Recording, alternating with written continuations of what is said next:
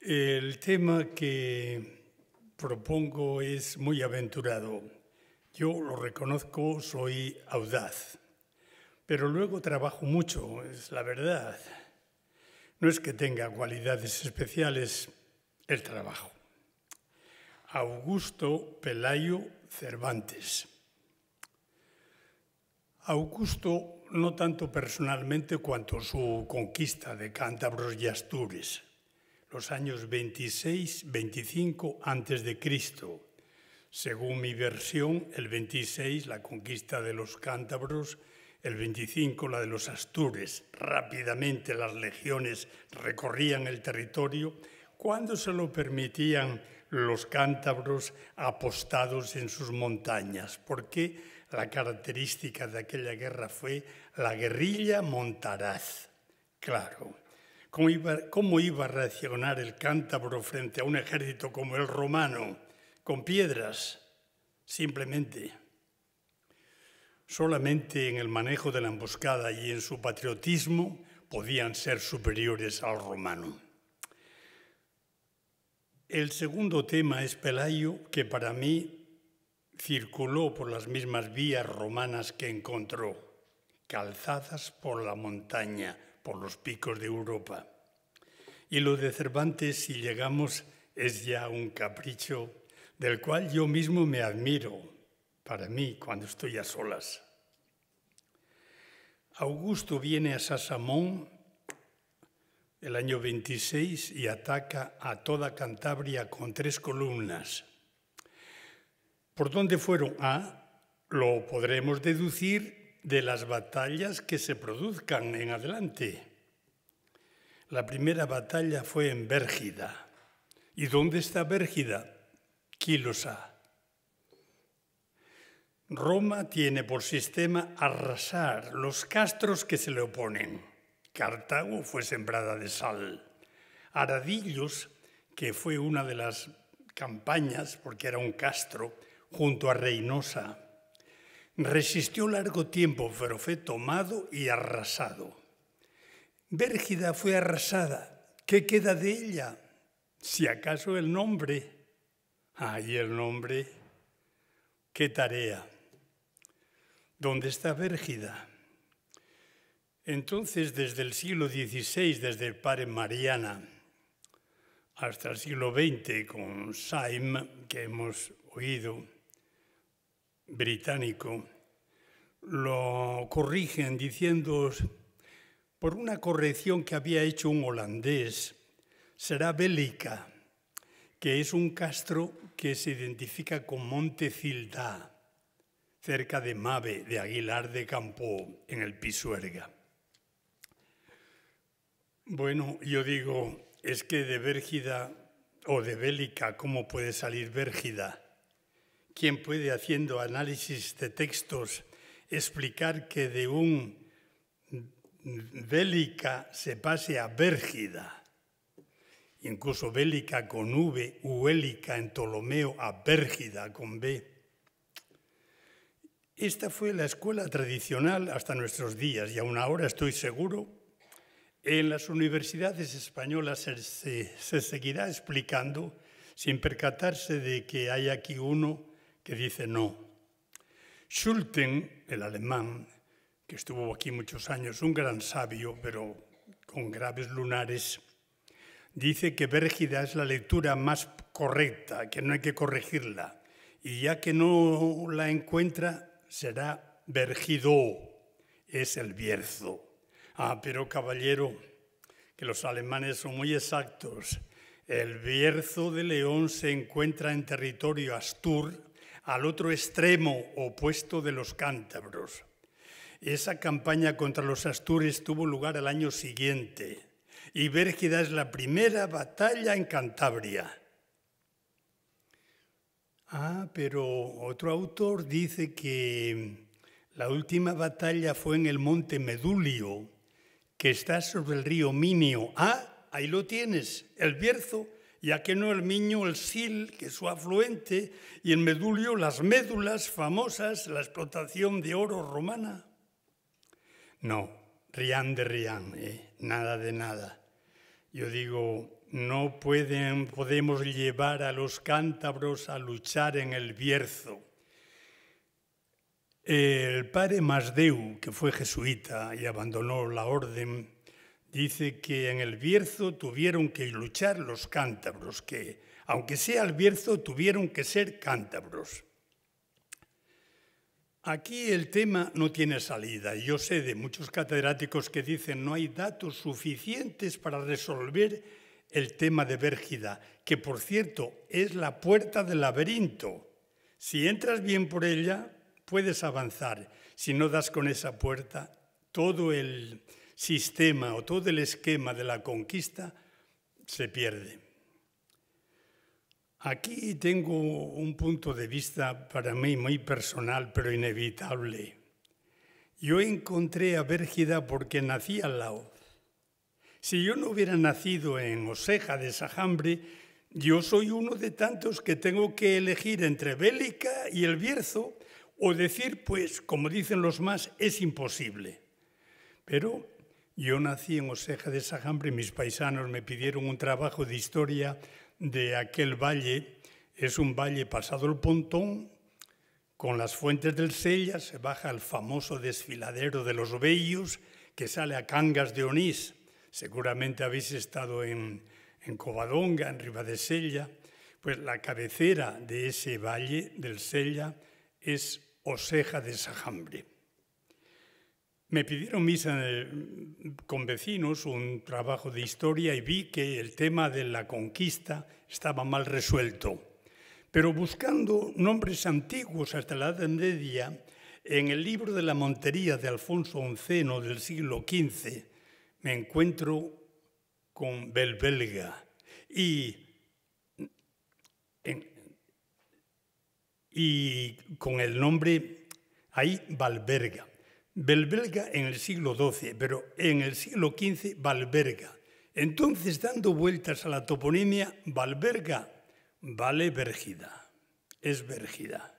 Ahora vamos a examinar el terreno. Es una vega junto a Burón, una vega de pradería y tierras cultivables, llana, una terraza fluvial o aluvial entre el río de Valberga y el río Esla, que viene de aquella parte de junto al puerto de Tarna, sin entrar ahora en la controversia sobre si el Esla es el que va del lado opuesto de Tierra de la Reina y que se juntan en Riaño, no. Yo a este río que pasa por Valberga, que recibe al Valberga, lo llamo Astura, el río Astura. Y de Astura viene Esla, pero Esla también puede venir de Isla, y ese podía ser el otro río. Yo creo que encontré a Bérgida por Valberga por ser nativo de la región. Si yo no fuera de allí, sería uno de tantos. Bérgida tiene, no entro en el detalle, claro, es un libro denso. Ese Bélica que dicen los que corrigen no responde a la campaña según se desarrolla, ni antes ni después. Lo podría detallar infinitamente, pero vamos al después. Vencidos los cántabros en Bérgida, se refugiaron al punto en el monte Vindio, monte muy alto, muy seguro por naturaleza, y que antes pensaban los cántabros que habían de subir a él las olas del mar que no las armas de Roma. ¡Qué infelices! Los picos de Europa, muy escarpados por fuera, pero acogedores por dentro, indominables.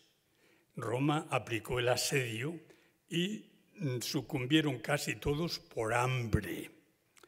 En el otoño, se supone, del año 26.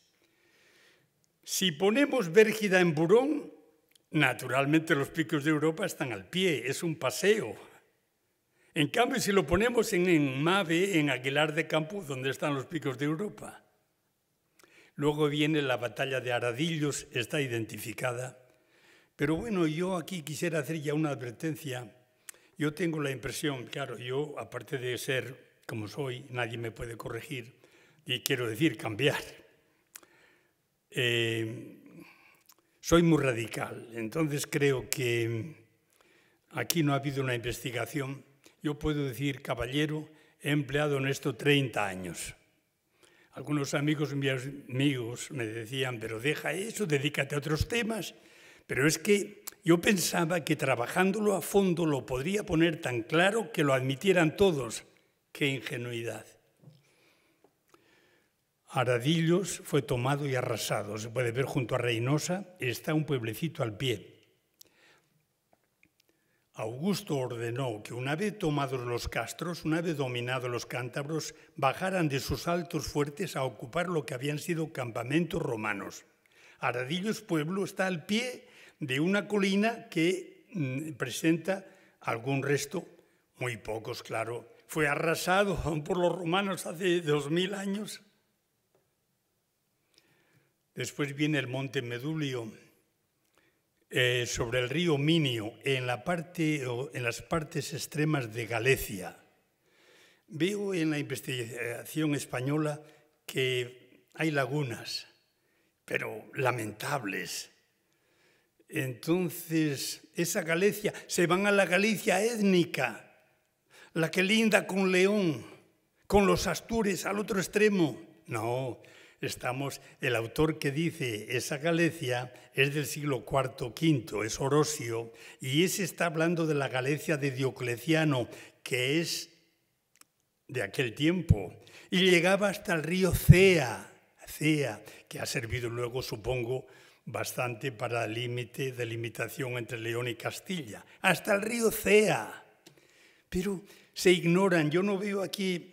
Yo soy muy germanófilo, solo que Schulten me ha desengañado un poco, siendo alemán. Muy radical y exigente conmigo mismo. ¿Cómo hablas de esa Galicia sin verificar el alcance que tenía entonces? Eso es un robo. El monte Medulio, yo dije, tiene que estar cerca del Vindio. El Vindio son los picos de Europa. El Medulio es Peñasagra, la gran sierra que se desarrolla desde Peñalabra hasta la Ermida, flanqueando todo el costado oriental de Liébana. Estuve en Liébana 2 años para trabajar estos temas. Me pasé días y días corriendo por los pueblos para saber el nombre antiguo de los ríos. Encontré la Miña, río Miña. Ah, río Miña.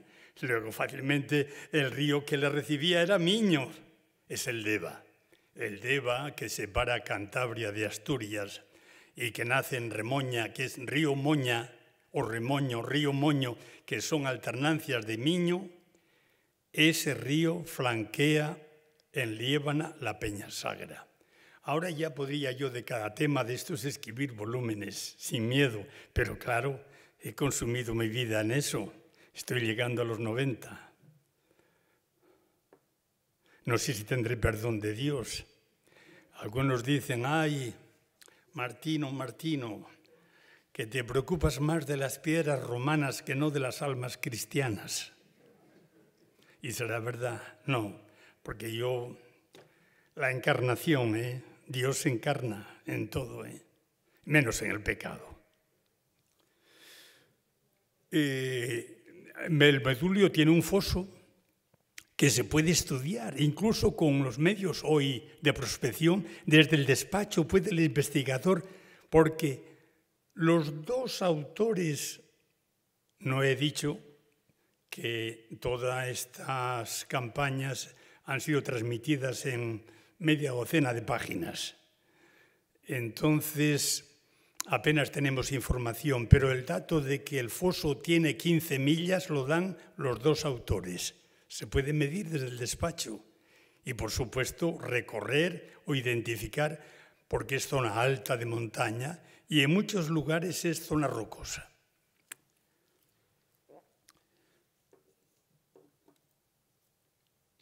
Terminamos así. El Medulio, por tanto, está en Cantabria. Ahora, todo aquello de que dicen las médulas, claro, médulas es el mismo nombre que Medulio, pero se repite el nombre.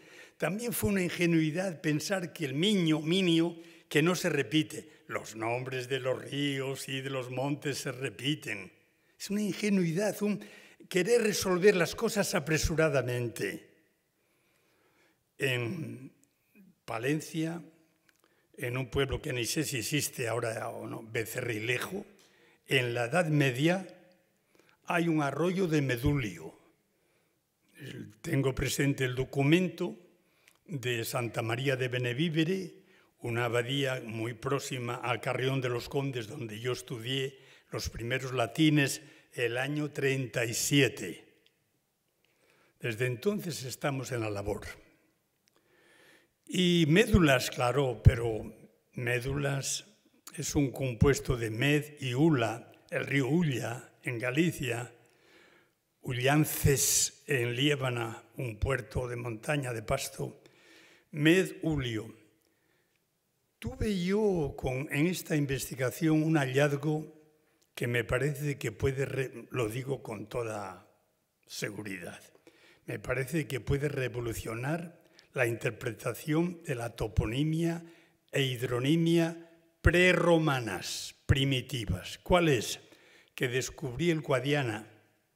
Guadiana es un calco hidronímico. Guadi es agua en árabe y Ana es agua en un idioma prerromano. El árabe viene y dice, pero Ana, ¿pero qué es Ana? Ah, pero si es agua, Guadiana. Eso lo descubrí yo al buscar el nombre de Miño, porque Miño, que es el Deva, he dicho, en Liébana, tiene muchos compuestos de Miño y el nombre de agua que vino después. Caviña es el agua minia. Robiñón es el agua miñón.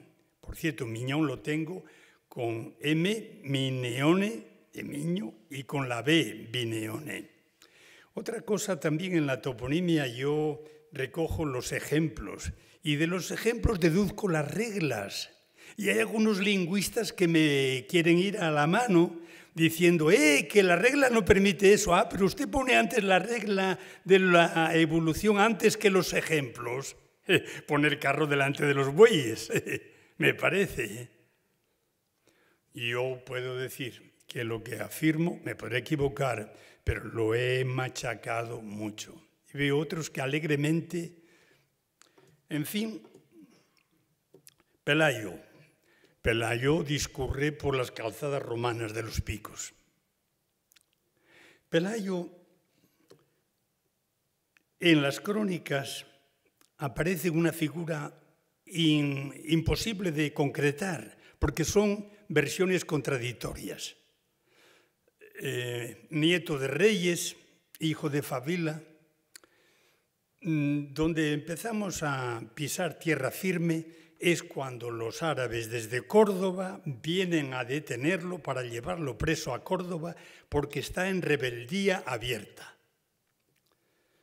Aquí otra advertencia, dije antes de Galicia y Asturias, que me perdonen mis amigos asturianos, pero Asturias tenía entonces en varios siglos un significado mucho más amplio que ahora, que es una provincia o una autonomía desde ayer, que era Asturias y Cantabria, solamente excluidos los vascones, que ya quedan más aparte.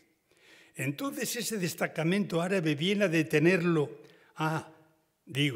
el año 718, porque él, Pelayo, que estaba en Córdoba, ahora se discute si como embajador o como rehén, más probable como rehén. Si está como rehén, ¿para qué es? Para sujetar a los súbditos de Pelayo, para que ellos no se lanzan, porque si se lanzan, te cortamos a ti la cabeza. Bueno, pues ese destacamento árabe fue a buscarlo. ¿Y a dónde va a buscarlo? Toma, pues a donde vive. Así, a donde vive, claro, lógico. No veo lógica. In this country.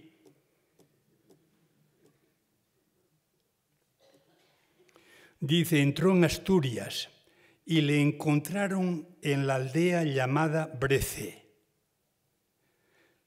Avisado por unos amigos, se dio a la fuga con su caballo. Llegó al río Pianonia y apoyado en una pértiga lo superó, subió a la montaña y desistieron de perseguirle. ¿Dónde está Breze? Pues donde tiene que estar, Señor. En el ayuntamiento de Camaleño, en Liébana, en la ladera oriental, hacia Liébana, opuesta a los picos, opuesta al macizo.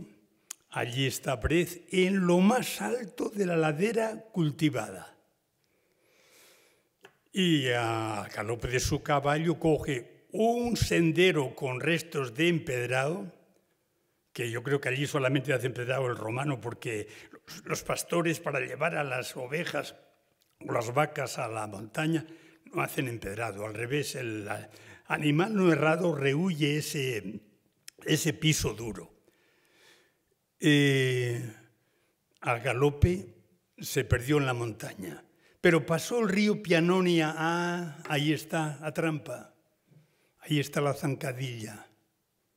El asturiano 100% nos dice, es el río Piloña. Es el río Piloña de Infiesto, afluente del Sella en Arriondas. Bueno, yo aquí podría extenderme infinitamente, regodeándome, digamos. Pelayo está donde puede esconderse y donde puede resistir. Y resistió en Covadonga, que se sepa. Y Covadonga no está en Infiesto, está lejos de Infiesto. El valle del Piloña es un valle abierto, suave. No tiene ningún sentido bajar de... tengo que decir, y Breze, ese Breze, mire usted cómo se complican las cosas. Es que no lejos de Infiesto, no lejos. No quiero calcular a bulto que sean 12 kilómetros, 10, 12, 14. En alto hay un pueblo Brecín. Ya, pues Brecín, por Breze, pues ya está. Bajo. No, yo lo veo todo eso imposible. Que bajara de ese cordal donde está Brecín, que es un cordal de bosque salteado de praderas y con alguna alquería, alguna casa. Que bajara al valle abierto, no. Yo he visto, por desgracia, al principio del 36, a unos perseguidos por otros en mi pueblo mismo, que hacen echarse al monte, pero a lo más espeso. Allí mismo, yo estaba en Brecín, he ido allí, lo he comprobado, allí mismo caracoleando entre los bosques, se hubiera ocultado Pelayo, en vez de bajar al valle del Piloña, que es un señor río, y mucho más, caballero, que venía desbordado. El río Piloña en Infiesto no lo pasa ni el caballo de Pelayo. Yo digo, cuando falta rigor en el estudio y sobra una afición que no es lógica, no podemos dialogar. Vienen a buscarle a Brez donde sabían que estaba. Los amigos le avisan y sale corriendo. De Brez al Collao de Cámara hay una subida tremenda para los caballos de gente que viene de fuera. No digo ya, una vez traspuesto Cámara, estamos en plenos picos, entre el macizo oriental y el central. Y ahí hasta uno nativo se puede esconder de otro nativo cuando quiera, mucho más de unos que vienen de Córdoba, árabes. Brez está ahí con toda su realidad.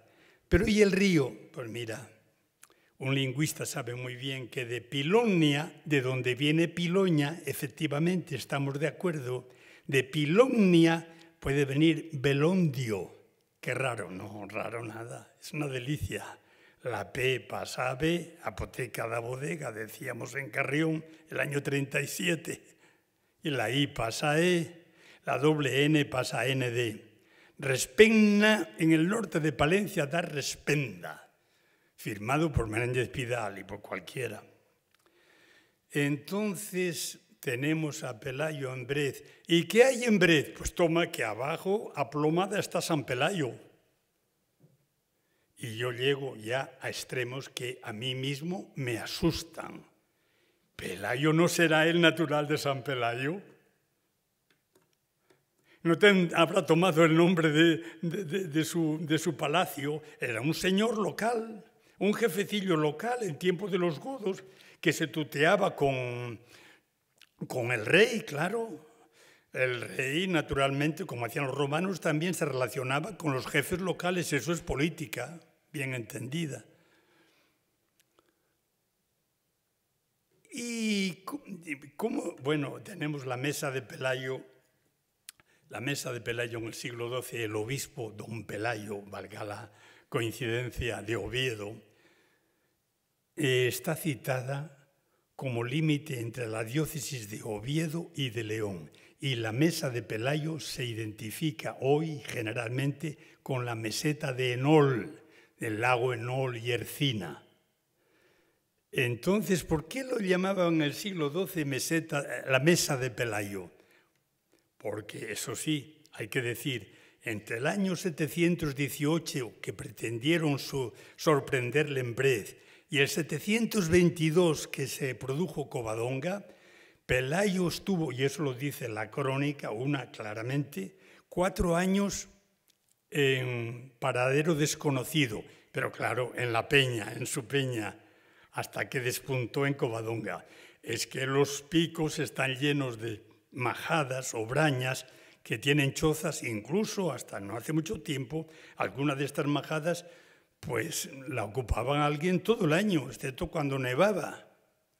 Allí tenía leche, tenía pan que subían los pastores y mucho más siendo un personaje así. Pero un remate para Pelayo que para mí es maravilloso.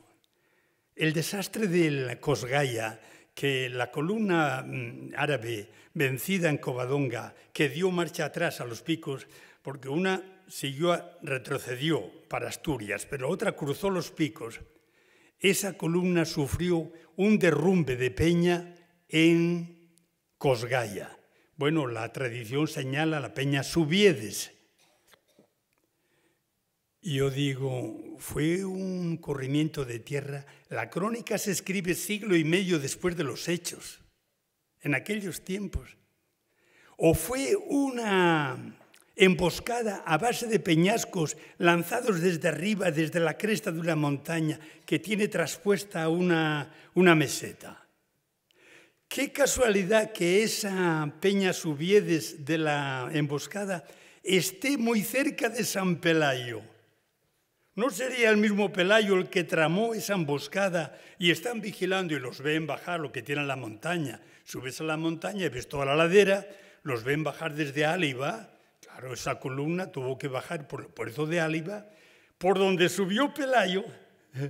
Ahí juego yo con los árabes desandan la ruta que Pelayo subió a galope. Vencidos en Covadonga y van a caer en Cosgaya, en Subiedes. Pero es que esa emboscada de Subiedes la preparó Pelayo, que vive ahí y que sabe el problema. Y como resistió en Covadonga, preparó también la emboscada en Liébana. Esto lo podría documentar con ejemplos todavía de cuando los franceses, que los lebaniegos preparaban emboscadas en pasos en que va la calzada por una montaña cortada, de arriba lanzan piedras y claro. Y además piensan que es la montaña misma que la que cae. Termino con Pelayo sin poder terminar. ¿Y su esposa, Gaudiosa? Pues maravilloso. En Liébana, el pueblo que tiene más tradición de Pelayo es Cosgaya, pueblo muy próximo a San Pelayo. Y Cosgaya aparece como Casecadia o Caosecadia, pero alguna variante, alguna copia de la crónica dice Casa Gaudia. Yo digo, de Casa Gaudia pudo muy bien el pueblo fundar el nombre Gaudiosa, la señora de este pueblo. Y que ella era señora en Cosgaya, como Pelayo lo era en San Pelayo. San Pelayo mucho más pequeño, Cosgaya mayor, de más entidad. Y termino, qué casualidad que Cosgaya es el pueblo que ahora en Liébana presenta más elementos de arquitectura, casa de Pelayo, Corral de Pelayo, Capilla de Pelayo. Allí hemos inaugurado no hace mucho una estatua a Pelayo en el mismo Cosgaya, allí en una plaza. De modo que Pelayo, casado con Gaudiosa, que probablemente es la señora de Cosgaya, de Gaudia, Gaudiosa. Vamos al último tema que es... No, todavía un apunte. En el libro de Pelayo yo recojo, en resumen, un libro en inglés de dos autores que abogan por la importancia que tiene la tradición oral para la historia. Un tema que los historiadores de alto bordo desechan, ¿no? Dicen, bueno, lo que dice el pueblo, no hagas de caso de eso. Así, en Cangas de Onís, a pesar de Covadonga, yo no he recogido que la gente diga que Pelayo nació allí. Pero en Liébana, los 2 años que estuve, del 80 al 82, mucha gente me decía, estudie usted lo de Pelayo, porque Pelayo nació en Liébana. ¿Pero cómo lo sabes? Se ha dicho siempre eso. En Covadonga no se dice que Pelayo nació allí, sino que luchó allí. Entonces yo, y ahí pongo la ventaja mía, no en mí mismo, en la formación. Yo vengo de la filosofía. Y la filosofía tiene que exigir razón de todo. ¿Cómo se forma esa tradición tan sólida? Pues porque hubo algo, un malentendido. Un malentendido no llega muy lejos. Los alemanes dicen la mentira tiene las piernas muy cortas. La alcanzas enseguida. Pero bueno, hablando de la tradición, nos espera el tema más increíble. Yo oí a mi padre muchas veces decir, bueno, muchas veces no, alguna vez, pero mis hermanos también, fuimos 8, que había un señor en Oseja que decía, si yo tuviera pluma, yo demostraba al mundo que Cervantes nació en Oseja. Pero yo cuando oía eso, no me preocupé en preguntarle, pero ¿cuándo ese señor usted lo conoció? ¿Era muy anterior a usted? ¿Había estudiado? ¿Quién era? No, lo dejaba con una cosa, pues, no sé, inverificable, ¿no? Últimamente, ya hace unos años, hay varios autores, Leandro Rodríguez, que defiende que nació en Sanabria, Huellas leonesas en Cervantes, ahora un autor reciente de Valencia de Don Juan, Santiago Trancón, las huellas leonesas de Cervantes, y antes de eso César Brandariz, o en Sanabria o en Cervantes, Lugo. Bien, ¿en qué podemos apoyar el origen de Cervantes en León? Pues en la historia del cautivo, en los capítulos 39, 40 y 41 de la primera parte del Quijote, dice el cautivo, mi linaje trae su origen de un lugar de las montañas de León. 3 veces lo dice, y gracias a esa confesión se reconocen los 2 hermanos, porque hablando con un tercero dicen, yo vengo de las montañas de León. Ahora, montañas de León se puede llamar toda la cordillera, pero ojo, hay una trampa aquí, y es que Montes de León se llaman no los del norte, los de la cordillera que separa de Asturias, sino los del suroeste que separan de Zamora, y incluyendo algún monte todavía en León, el Teleno, los Montes de León, y entonces lo llevan hacia Sanabria, en las montañas de León. En Oseja había una casa que la gente un poco entendida atribuía al siglo XVI, en la cual, que se llamaba la Casa del Conde, la Casa del Conde. Y bueno, Casa del Conde, habitada como todas en mi tiempo. ¿Y qué tenía esa casa? Pues se decía que el dueño de esa casa un día había repartido su hacienda entre sus hijos para despedirlos por el mundo. Toma, pues es la historia del cautivo. Esa es la historia del cautivo en Cervantes. Uno fue a la milicia, otro fue a las letras, otro al comercio. Incluso dice la cantidad que dieron a cada uno. Eso por un lado. Luego yo tengo unos 4 o 5 testimonios netos de gente sencilla que dice, Cervantes se dice que nació en Oseja. Cervantes nació en Oseja. Ahora, que nadie se moleste, pero yo veo un contraste fabuloso entre esas pancartas que dice que sacan por allá, en Alcalá, y esta expresión tan humilde, tan recatada, sin pretensión ninguna. Me acuerdo de un señor, también jesuita, que explicaba historia al Colegio de León y decía, me dice un día que pasé yo por León, oye, ¿sabes una cosa? Mi padre, él era de Oseja, mi padre dice que Cervantes nació en Oseja. Otro chico que es vecino mío, que tendrá unos 70 años ahora, dice que teniendo él unos 15 años o así, un domingo viene su padre a Oseja, se iba a tomar el vermú el domingo, porque era donde había bares. ¿Sabes lo que dicen ahora en Oseja? Que Cervantes nació en Oseja. Bueno, yo ahora pongo un cauce de tradición oral para mí muy fuerte, y es lo que llaman en León el filandón, que allí en Sajambre, en Oseja, se llama la hila, o aspirando la H, que es un rasgo cántabro, la gila. Se suponía que las mujeres hilaban, los hombres charlaban, tomaban una copa, unas pastas, en las largas, infinitas noches del invierno, de las que dice Ulises que hay tiempo para contar historias, como la suya.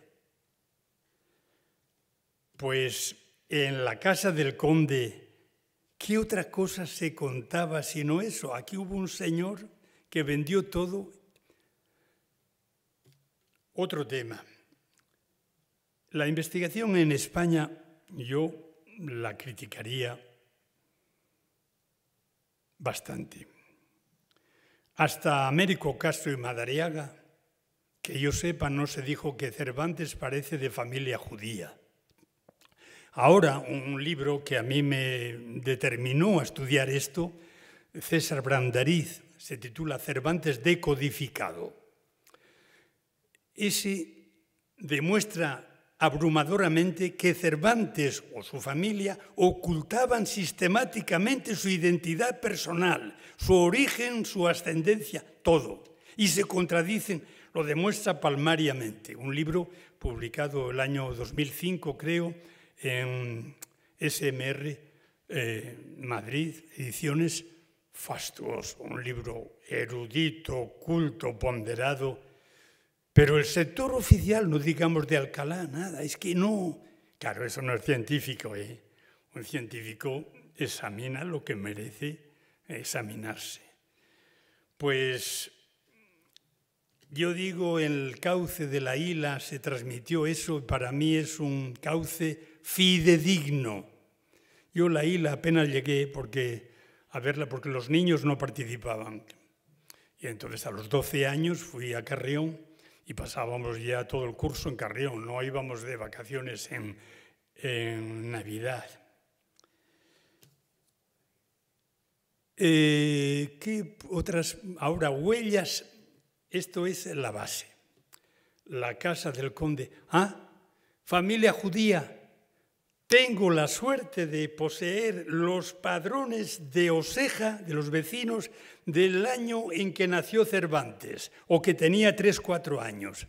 Y figura un vecino llamado Flor. Flor es nombre judío. Flor es nombre judío. Lo tengo en 2 padrones sucesivos.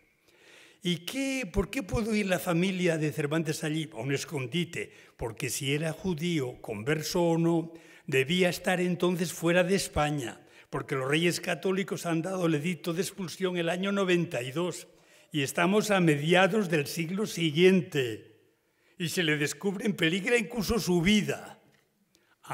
Y otra cosa, hay un acompañamiento. En Caín, el pueblo más escondido de Valdeón, existen por el mismo tiempo, viven y son muy apreciados. Uno de ellos es procurador del concejo. 3 sujetos que se apellidan Sadia. Sadia es apellido judío, reconocido por todos. Sadia. 3 vecinos que figuran en cantidad de documentos actuando como vecinos destacados.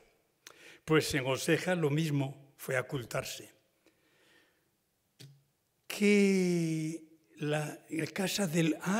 y llego yo a identificar que el vecino, el conde ese, el dueño de la casa del conde, se llamaba Flor.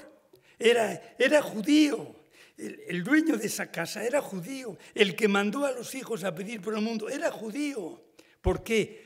En padrones sucesivos ya no figura ningún Flor en Oseja. El padre marchó tras de los hijos, lógico. Hay todavía huellas de Oseja en Cervantes, pues maravillosas.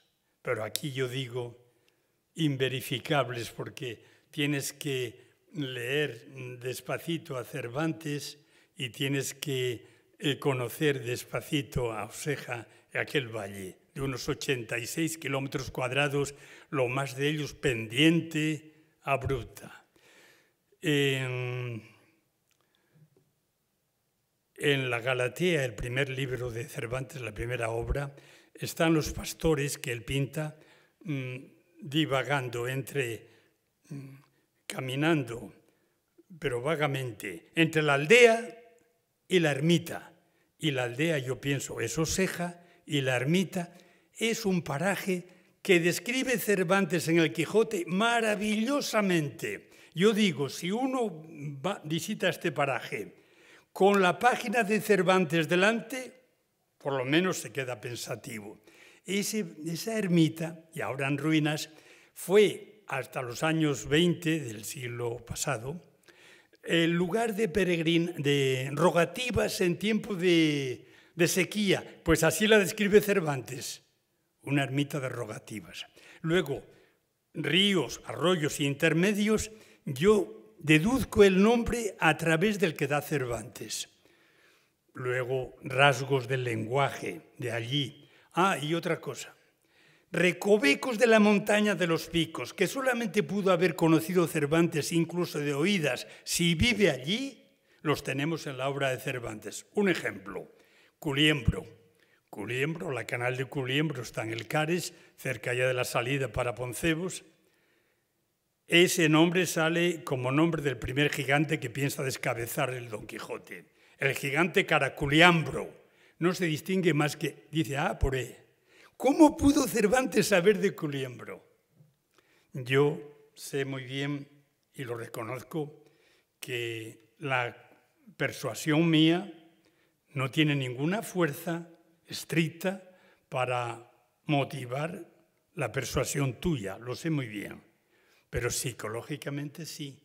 Psicológicamente tú puedes pensar, un señor que ha trabajado tan a fondo la conquista romana con este resultado, la actuación de Pelayo con este resultado, cuando dice esto de Cervantes en Oseja, por algo será.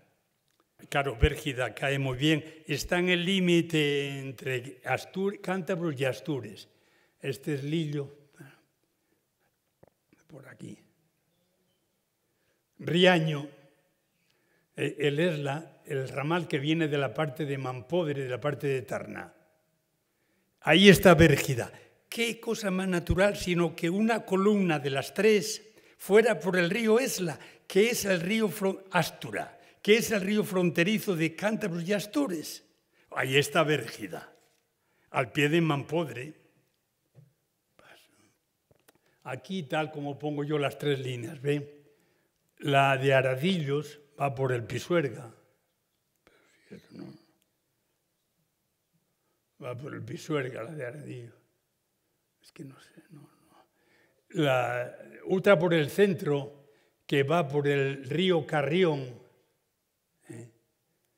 y entra a Liébana, y vean Ríos Minius, cerca del puerto de San Glorio. Bueno, esto es todo muy en amplio. Y Bérgida aquí, después de Riaño, Bérgida, con el río Astura. Sí.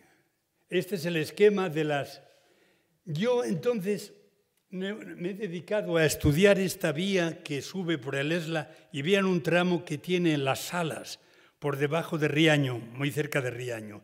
Vean qué tramo ahí, qué muro, qué tramo.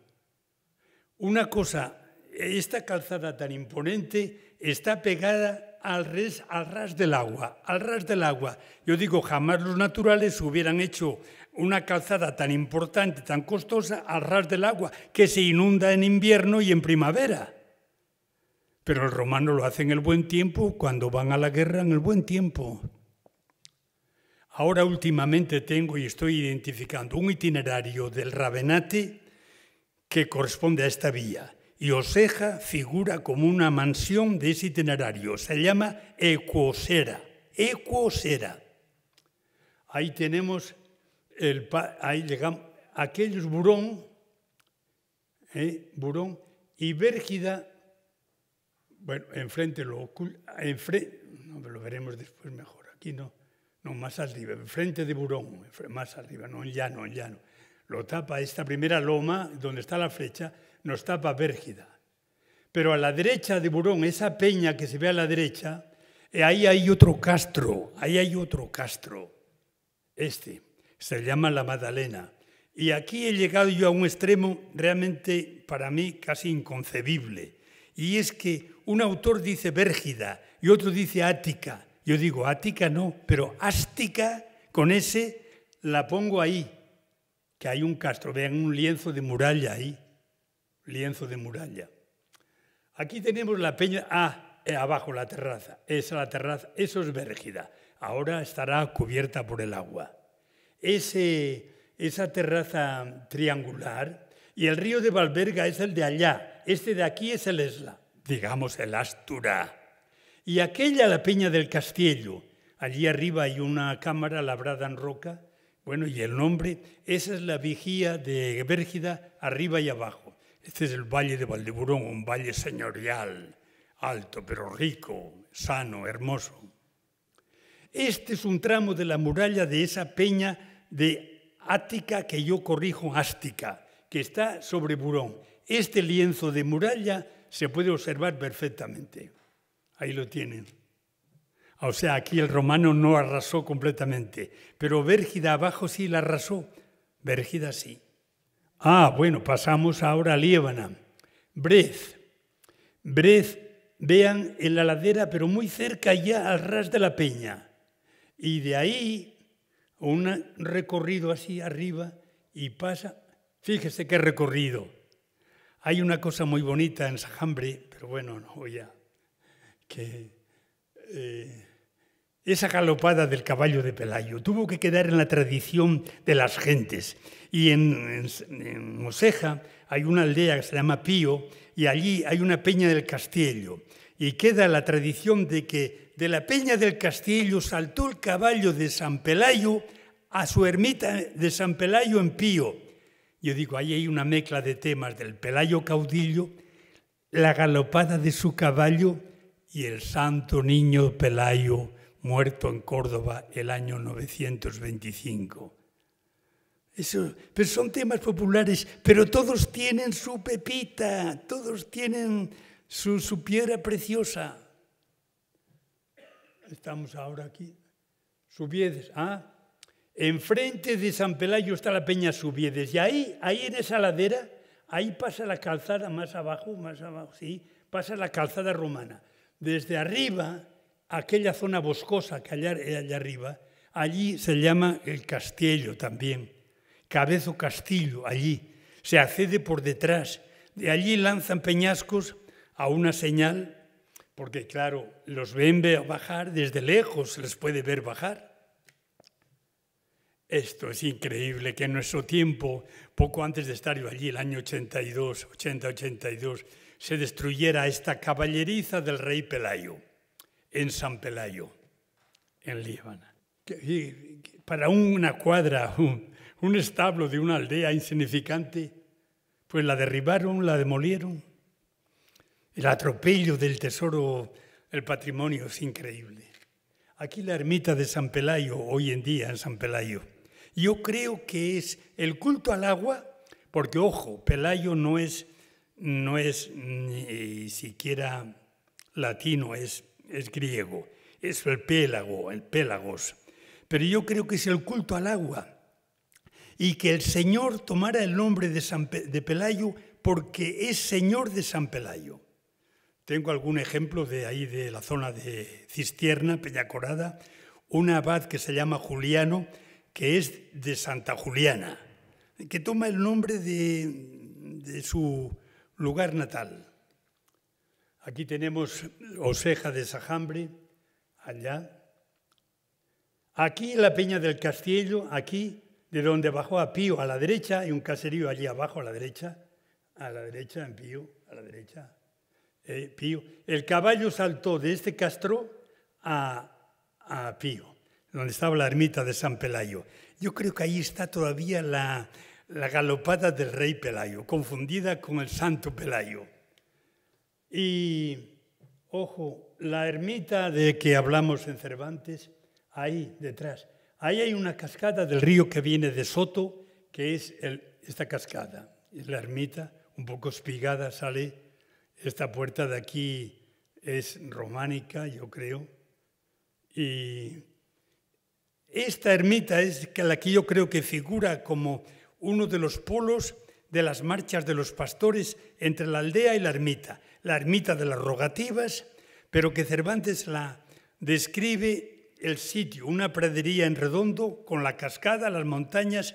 El que coteje el texto de Cervantes con el lugar o viceversa quedará sorprendido. Pero claro, ¿quién llega a hacer esa comparación? Vuelvo a lo mismo, uno que es de allí y que lo ha tomado como tema, como yo. Un desesperado, vamos. Esta es la casa del conde en Oseja. Pero mira, ya no la podemos ver así. ¿Por qué? Porque la han demolido hasta la altura del corredor, esta zona esta puerta de ventana de arco. Abajo, debajo del corredor se adivina una puerta de arco de piedra. El horno, allí a la derecha, un horno exterior, la casa del conde. Yo os digo, he adquirido para mí una certeza absoluta de que era de allí. Tengo detalles de costumbres, de usos, de lenguaje absolutamente imposibles de explicar si no es así. Esta es la escuela de la... falta lo último y terminamos. Yo digo lo de Alcalá. ¿Cómo es posible que Cervantes viva en un sitio, nazca o viva en un sitio años y años sin que eso se difunda? ¿Cómo es posible? Únicamente si vive en un lugar como esto de Oseja, un rincón apartado, que no tiene relación con el gran mundo, ni el gran mundo con él. Ahí hay una separación total. Pero no he dicho, un vecino de este barrio del Conde es Diego de la Llana. Y ese Diego de la Llana figura en el Quijote 2 veces, en el Quijote. Y yo lo tengo en los padrones de Oseja del mismo tiempo. Y ese Diego de la Llana tuvo un hijo que es el famoso Arcediano de Villaviciosa, que dio nombre a una ruta de montaña de Oseja hasta Asturias, que fue del año 1604 a 1612, vivió en Madrid y era primero lo que llaman, es como un criadillo, un fámulo del nuncio de su santidad en Madrid. Y luego notario apostólico del auditor del tribunal del nuncio. Ese señor que es contemporáneo de Cervantes es el lazo que une Madrid del Quijote con Oseja. Bueno, estos son los libros de un servidor que no interesan a nadie más que al que los escribió. Y el que los escribió está muy contento de haberlos escrito y de haber podido entreteneros a mi manera atropellada esta tarde. Muchas gracias.